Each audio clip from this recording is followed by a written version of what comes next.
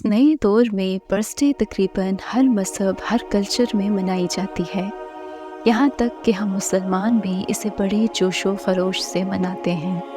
लेकिन क्या आपने कभी सोचा है कि बर्थडे की शुरुआत कहाँ से हुई? सबसे पहले बर्थडे किसने मनाया? बर्थडे की हिस्ट्री क्या है, ये जानेंगे हम आज की इस वीडियो में।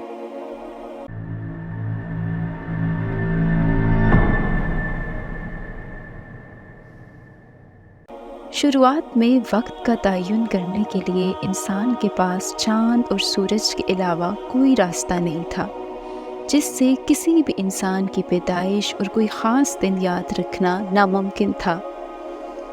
वक्त गुजरने के साथ सबको अपनी उम्र बढ़ने का एहसास हुआ, लेकिन इनके पास कोई तरीका नहीं था जिससे हिसाब लगा सकें कि कौन कितनी उम्र को पहुंच गया है और कितनी उम्र गुजर गई है। फिर आहिस्ता आहिस्ता लोगों को अंदाज़ा हुआ कि चाँद एक ख़ास तरतीब से गर्दिश करता है, एक ख़ास वक्त में घटता है, एक ख़ास वक्त में बढ़ता है, और मौसम भी एक ख़ास तरतीब से आते जाते हैं। फिर इन्हें ये भी अंदाज़ा हुआ कि ये सब कुछ एक ख़ास तरतीब से हर बार दोहराया जाता है। उन्होंने इन सारी तब्दीलियों की निशानदेही करना शुरू कर दी और इस तरह दुनिया का पहला कैलेंडर बना। और फिर लोगों को अपनी पैदाइश का दिन और दूसरे अहम दिन याद रखना आसान हो गया और अब वो कोई भी दिन हर साल मना सकते थे। बाइबल यानी इंजील के मुताबिक सबसे पहला बर्थडे फिरऔन ने मनाया था, लेकिन इसने अपनी पैदाइश का दिन नहीं बल्कि वो दिन मनाया था जिस दिन वो बादशाह बना था, क्योंकि इस ज़माने में काफिर बादशाह ख़ुद को खुदा मानने लगते थे, जैसे नमरूद। इसीलिए फिरऔन के नज़दीक ये दिन ज़्यादा अहम था जिस दिन वो इसके मुताबिक खुदा बना था, बनिस्बत इस दिन के जिस दिन वो इस दुनिया में आया था। यूनानी कल्चर देवी देवताओं से भरा पड़ा है।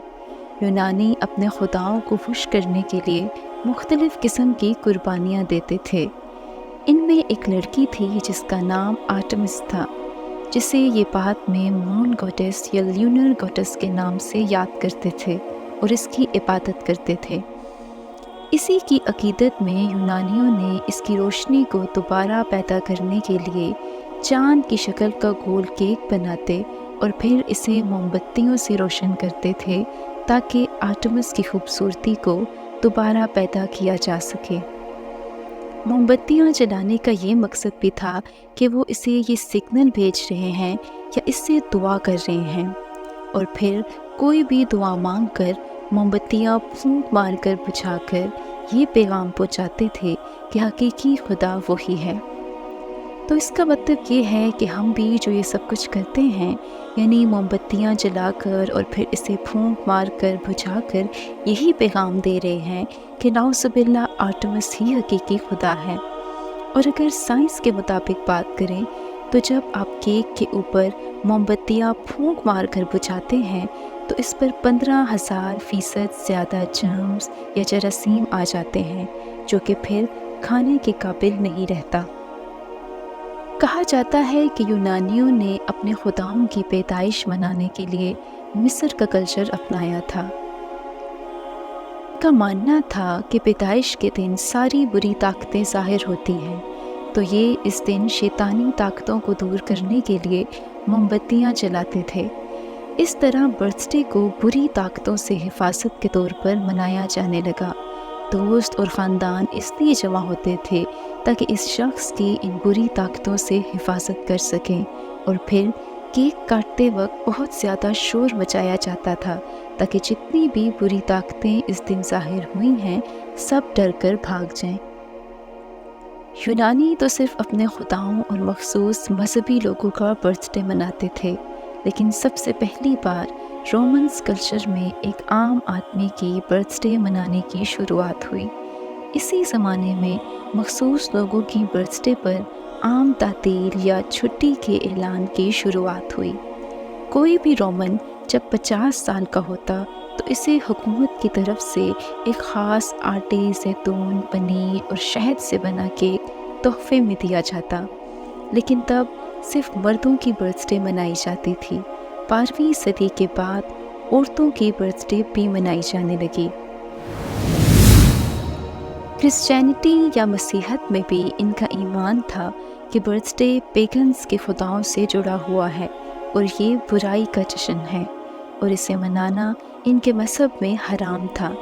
لیکن یہ ایمان چند سو سالوں تک قائم رہا، پھر آہستہ آہستہ یہ لوگ اپنے مذہب سے دور ہوتے گئے اور ان کے چرچ بھی ختم ہونے لگے، اور پھر ان میں کچھ لوگ جو رومن کلچر کو پسند کرتے تھے، انہوں نے حضرت عیسیٰ علیہ السلام کی پیدائش کا جشن منانا شروع کر دیا، اس خیال سے کہ پیگنز اپنے خداؤں کی پیدائش کا جشن مناتے ہیں اور رومنز ایک عام انسان کا برتھ ڈے، تو ہمیں بھی اپنے خدا یعنی عیسیٰ علیہ السلام کی پیدائش کا دن منانا چاہیے، جو پھر آہستہ آہستہ کرسچنز کا ایک مذہبی تہوار بن گیا اور اسے کرسمس کا نام دیا گیا۔ اسی طرح پوری دنیا میں مذہبی رہنماؤں کا برتھ ڈے منایا جانے لگا، اور یہ روایت پھیلتے پھیلتے ایک عام آدمی تک پہنچ گئی، اور پھر ہر کسی کا برتھ ڈے منانے کا رواج بن گیا۔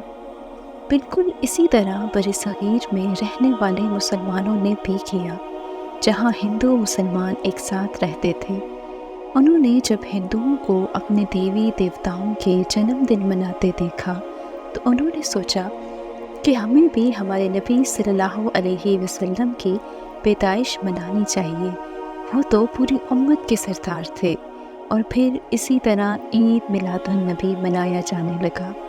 حالانکہ اس دن تو ہمارے نبی صلی اللہ علیہ وسلم کا وصال بھی ہوا تھا، تو کیسے ہم اس دن خوشیاں منا سکتے ہیں جس دن ہمارے نبی صلی اللہ علیہ وسلم اس دنیا سے رخصت ہو گئے؟ اور اگر یہ دن خوشی کا ہوتا تو ہمارے صحابہ کرام اسے ہر سال مناتے، کیونکہ ان سے زیادہ حضور صلی اللہ علیہ وسلم سے کون پیار کرتا تھا۔ ناظرین، اگر آپ کو یہ معلومات دلچسپ لگی تو لائک کر کے ہماری حوصلہ افزائی کیجیے، اور مزید ایسی ویڈیوز کے لیے ہمارے چینل کو سبسکرائب کریں۔